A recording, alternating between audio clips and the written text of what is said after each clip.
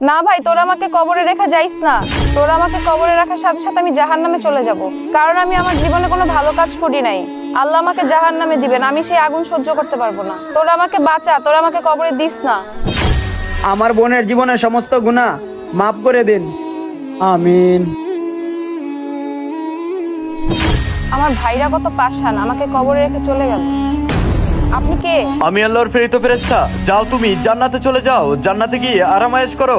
আমি তো কখনো ভালো কাজ করি না, আমি কেন জান্নাতে যাব? তুমি কি কারণে জান্নাতে যাচ্ছ? তাহলে যাও, একটু দেখে আসো।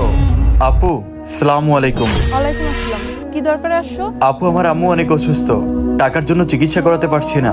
যদি কিছু টাকা সাহায্য করতেন তাহলে অনেক উপকার হতো। আচ্ছা, আমি তোমাকে সাহায্য করছি। এখানে 5,000 টাকা আছে, এটা নিয়ে তুমি তোমার মাকে চিকিৎসা করো। ধন্যবাদ আপু, আপনার কাছে সারা জীবন ঋণী থাকবো। আল্লাহ আপনার ভালো করুক। দেখেছো তুমি কি কারণে জান্নাতে যাচ্ছ? যাও, জান্নাতে গিয়ে আরাম করো। এই একটা ভালো কাজের জন্য আল্লাহ আমাকে জান্নাতে দিয়ে দিচ্ছে।